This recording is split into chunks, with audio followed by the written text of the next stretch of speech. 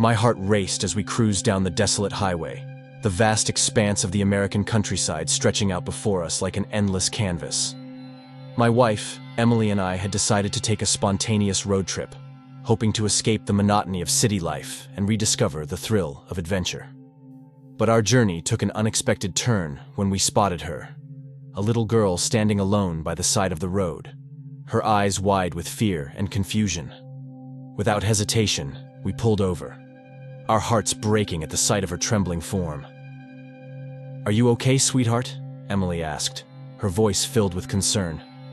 The girl nodded, her lower lip quivering as she clutched a tattered teddy bear to her chest.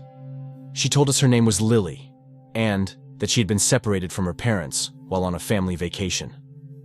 Tears welled up in her eyes as she recounted the terrifying ordeal, her voice barely above a whisper. My heart went out to her, and without a second thought, we invited her into our car, promising to take her to the nearest police station so they could help her find her family. As we drove, Emily tried to comfort Lily, offering her snacks and attempting to lighten the mood with playful conversation. But the atmosphere in the car remained heavy with tension, the weight of Lily's distress hanging over us like a dark cloud. I couldn't shake the feeling that something was off, that there was more to Lily's story than she was letting on. When we finally arrived at the police station, my stomach churned with anxiety. I turned to reassure Lily, but she was gone, vanished into thin air without a trace. Panic surged through me as I frantically searched the car, calling out her name in desperation. Emily and I rushed into the police station, our hearts pounding with fear. But when we told them what had happened, they looked at us with skepticism, as if we were crazy or making it all up. They assured us that no little girl matching Lily's description had been reported missing, and that there was nothing they could do to help us. Confusion and dread consumed me as we left the police station, the events of the past hour swirling in my mind like a surreal nightmare. Had Lily been real? Or had we imagined her? And if she had been real, then where had she gone? And why had she disappeared so suddenly? As we continued our journey, the questions lingered, haunting us like ghostly whispers in the night. And though we tried to push the memory of Lily from our minds, her presence remained etched in our memories like a shadow, a haunting reminder of the fragility of innocence and the darkness that lurks just beneath the surface of the world.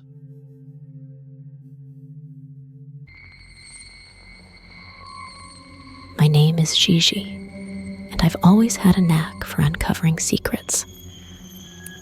But nothing could have prepared me for the dark truths hidden within the walls of St. Ethelred's boarding school. From the moment I arrived, I sensed something was off about this place. The air seemed to hum with an eerie energy, and the shadows danced and twisted in the corners of my vision.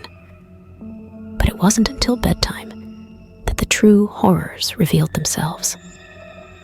As I lay in my bed, the sounds of walking outside my room echoed through the quiet halls. Laughter and whispered conversations filled the air, sending shivers down my spine.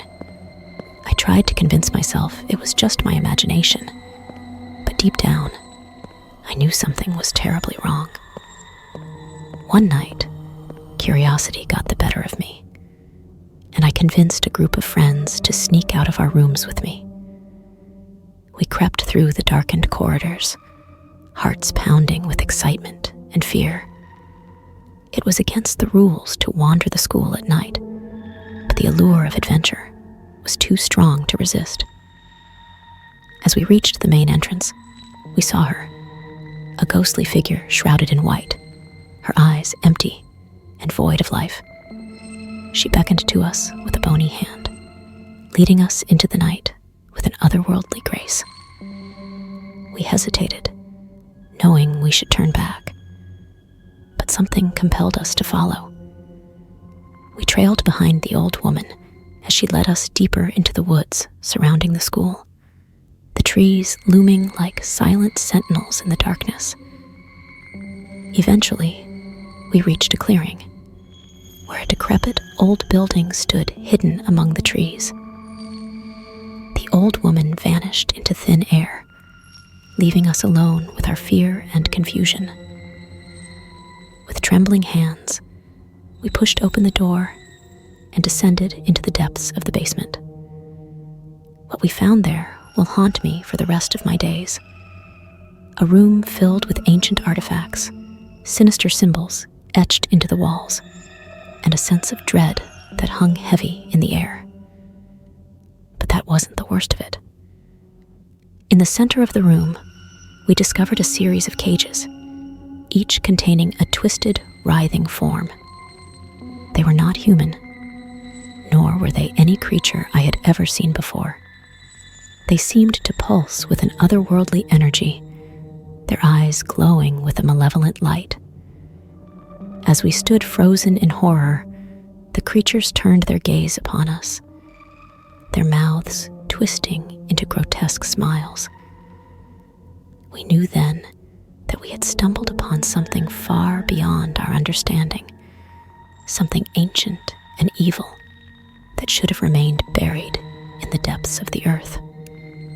We barely had time to register what we were seeing before we heard footsteps approaching from above. Panicked, we scrambled to escape, our hearts pounding with terror as we raced back to the safety of the school. We never spoke of that night again, but the memories lingered, a constant reminder of the darkness that lurked just beneath the surface of St. Ethelred's boarding school.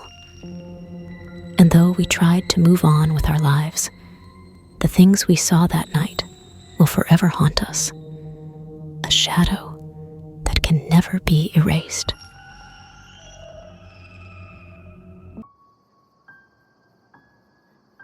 My name is Noah, and I thought moving to this new city would be a fresh start, a chance to leave behind the shattered fragments of my past and carve out a new life for myself. But as the days turned into weeks and the weeks into months, I realized that some ghosts are impossible to escape. It's been 2 long years since I arrived in the city, seeking solace in the anonymity of its crowded streets. The job opportunity seemed like a lifeline, a chance to bury myself in work and forget the pain of my failed engagement. But no matter how hard I try, the memories linger, a constant reminder of the love I lost and the dreams that turned to dust. Living alone in my small apartment, the silence becomes my constant companion, a hollow echo of the life I once knew. But sometimes, in the dead of night, the silence is shattered by a soft whisper, a voice calling out my name with a familiarity that sends shivers down my spine. At first, I tried to rationalize it away, a trick of the mind, a figment of my imagination.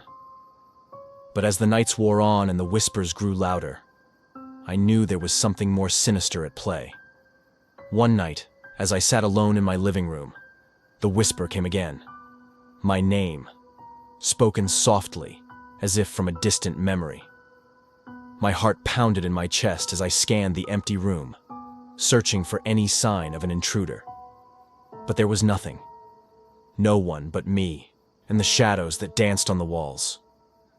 Fear gnawed at the edges of my sanity as I retreated to my bedroom, the whispers following me like a malevolent shadow.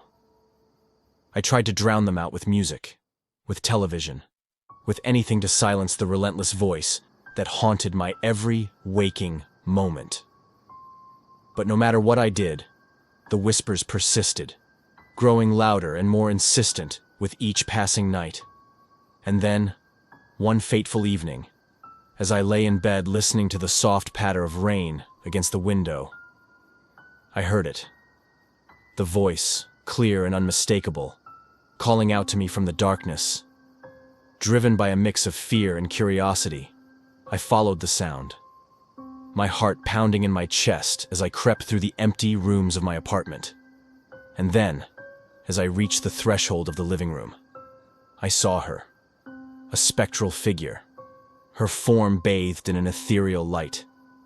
It was my fiancée, the love of my life, taken from me too soon in a tragic accident. Her eyes met mine, filled with a sadness that pierced straight to my soul. And then, With a final whisper of my name, she vanished into the night, leaving me alone once more. In that moment, I realized that some ghosts are impossible to escape, that they will follow you to the ends of the earth, haunting you with memories of what could have been. And as I stood alone in the darkness, I knew that I would carry her voice with me wherever I went, a bittersweet reminder of the love we shared and the life we lost.